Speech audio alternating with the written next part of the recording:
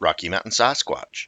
A woman wrote us with her intense Bigfoot encounter after watching one of our videos titled 3 Bigfoot, Suttle Lake. I'll provide a link in the description of this video. It's amazing how many witnesses come forward with their own experiences, sightings, videos, or photos of Bigfoot after reading one of our RMSO Bigfoot blogspot.com articles or watching one of our videos in a place that they had their experience. I will go over this woman's report and show off the surroundings in the area and near the area where her report took place, and then I will go over a second report from the same area. Make sure you smash that subscribe button so that you can get notifications for the 2 to 3 videos we post each week. Lori S. writes RMSO. I live in Sisters, had my own Bigfoot encounter a few miles west of Suttle Lake, further up the Santiam Pass. It was chasing a herd of elk down the highway, hundreds of elk running at us as we were driving, and they were so scared. They didn't care about our car. Didn't realize what was going on until we got on the back side of the herd. Bigfoot was surprised to see a car come at him out of nowhere, too. He turned and tried to hide, but there was nowhere to go. RMSO responds, Hi Lori, OMG. Were you able to estimate its height or width? What color was the Bigfoot? Were you close enough to see or describe the face features? Lori continues, It was at least 8 feet high, long hair, maybe 4 to 6 inches all over. When I came out of the herd, and he must have seen the headlights because his back was already turned, he crunched down on the opposite shoulder of the highway with his back to me and tucked his head down. So he looked like a featureless square-shaped ball of fur, but the shoulders were so broad and squared off, I'd say at least 4 feet across.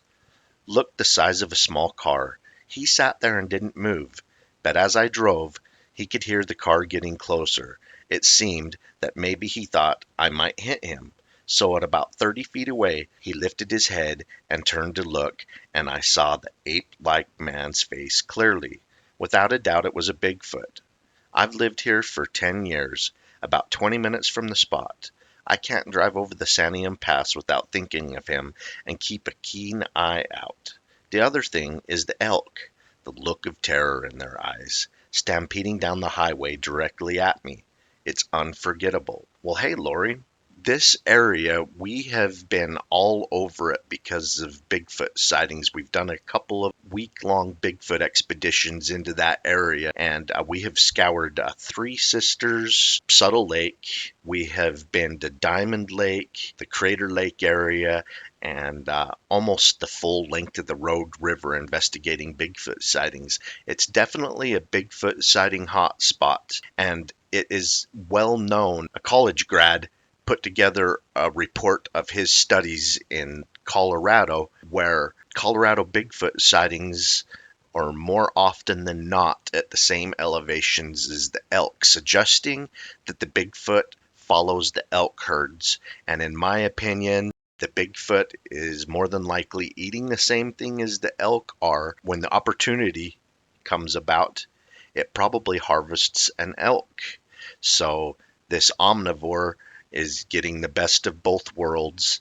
And one thing about elk is they do not like the biting bugs, the insects, the mosquitoes. So they're always on the move for areas where this isn't happening. So if the Bigfoot's following him, he's getting the same comforts the elk are. How the Bigfoot crunched down with its back to you, they're well known for doing that too. It can look like a stump or a boulder and just blend in seamlessly. They're masters at camo. Unfortunately, he was surprised by you, so it didn't work. And you coming towards him with the car, I agree with you.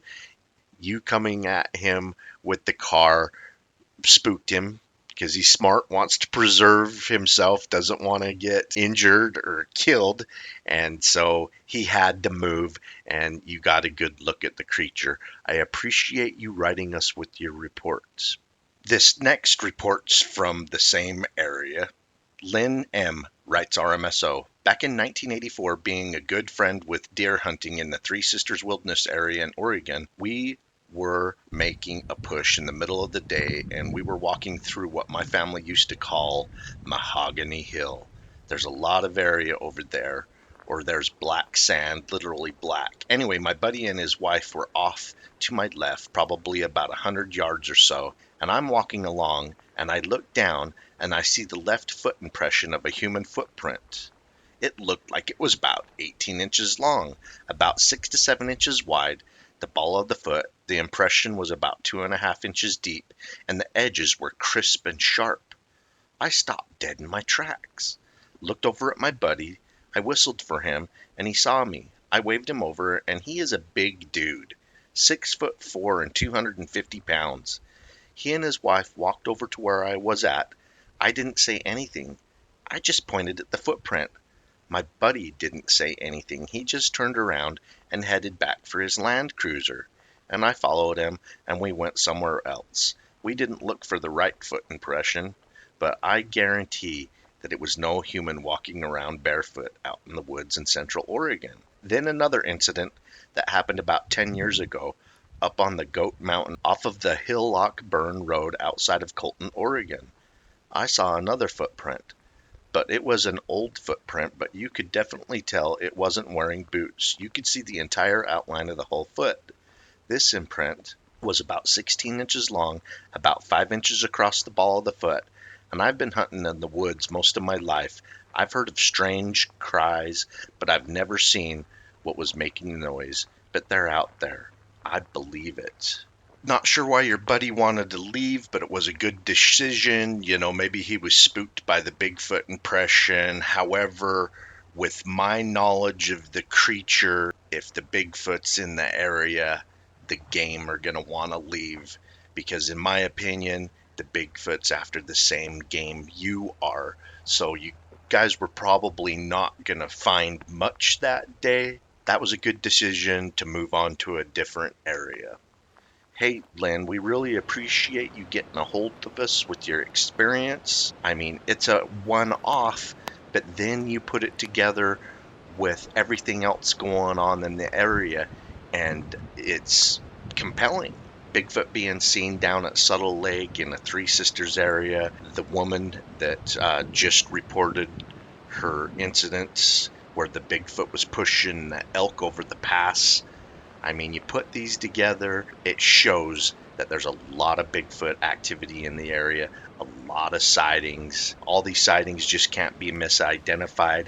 And then you finding evidence that the creature physically leaves behind in the form of footprints. Those dimensions are dimensions of an adult Bigfoot impression. I hope you guys enjoyed a look around a Bigfoot sighting hotspots. Make sure you subscribe. Keep on watching. We're going to keep on squatching.